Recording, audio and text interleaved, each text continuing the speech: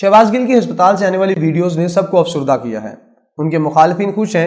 رعایت گل صاحب نے بھی کسی کے ساتھ روا نہیں رکھی تھی، رعایت اب ان کے مخالفین بھی نہیں کر رہے، لیکن جب کوئی بندہ تکلیف میں ہو تو اس کو تانے مارنے چاہیے یا ہمدردی کے چند بول نہیں بول سکتے تو چپ رہنا چاہیے۔ میں اگر کبھی ہمدردی نہیں دکھا پایا تو کوشش کی کہ اپنے کالموں، ٹویٹس یا ٹی وی شوز میں تانوں یا ان کے زخموں پر نمک چھڑکنے کا کام بھی نہ کروں۔ آپ یقین کریں کہ ان کے لیے دعا کی کہ اے اللہ انہیں اس مشکل سے نکال اور ہمیں خود اس طرح کے سلوک اور رضیت سے بچا، ہم پر رحم فرما۔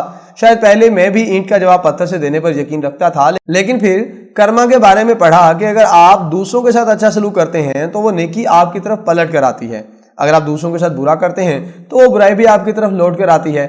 کرما کہتا ہے آپ دوسروں سے انتقام یا انہیں نقصان پہنچانے والی سوچ سے باہر نکل جائیں۔ اگر آپ خوش قسمت ہیں تو وہ بندہ آپ کی آنکھوں کے سامنے سزا بھگتے گا، اور اگر آپ کے سامنے نہ بھی ہوا تو تسلی رکھیں، وہ بھگتے گا ضرور۔ آپ خود کو نہ جلائیں، نہ اپنی راتوں کی نیندیں خراب کریں۔ میں خود اب بہت احتیاط کرتا ہوں کہ میرے کسی ایکشن سے کسی کے خلاف کچھ برا تو نہیں ہو رہا جسے میں اپنی بہت بڑی کارکردگی سمجھ رہا ہوں۔ ہر وقت ذہن میں یہی رہتا ہے کہ کسی کو تکلیف نہ دی جائے ورنہ بھگتنا پڑے گا۔ شہباز گل سے یقیناً بہت بڑے بلنڈرز ہوئے، شاید جس تکلیف سے وہ گزر رہے ہیں انہیں خود بھی اس کا اندازہ ہوگا۔ انسان سے بڑا اپنا جج کوئی نہیں۔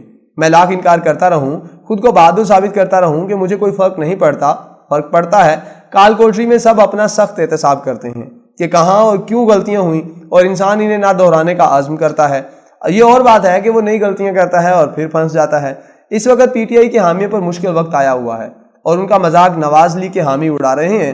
کچھ عرصہ قبل یہی پی ٹی آئی کے لوگ نواز لیگ اور پی پی پی پر مشکل وقت کو انصاف اور احتساب کہہ کر پکارتے تھے۔ اس وقت دنیا جہاں کے مذاق اور گالی گلوچ کی جاتی تھی۔ خود عمران خان کو اس وقت اپنے مخالفوں سے نمٹنے کے لیے سعودی، چینی اور روسی نظام کے تحت وہاں کے حکمرانوں کو ملے ہوئے بے پناہ اختیارات درکار تھے۔ ان کا خیال تھا کہ ان کے پاس وہ پاورز ہونی چاہیے کہ جسے چاہیں لٹکا دیں اور کوئی پوچھنے والا نہ ہو۔ اگر عدالتوں نے ان کے سیاسی مخالفوں کو ریلیف دیا بھی تو انہوں نے عدالتوں پر چڑھائی کر دی۔ وہ بار بار انہی عدالتوں پر حملہ آور ہوتے رہے جو آج ان کی پارٹی کے لوگوں کو مشکل وقت میں ریلیف دے رہی ہیں۔ اس وقت یہی عدالتیں تحریک انصاف کے حامیوں کو بری لگتی تھیں۔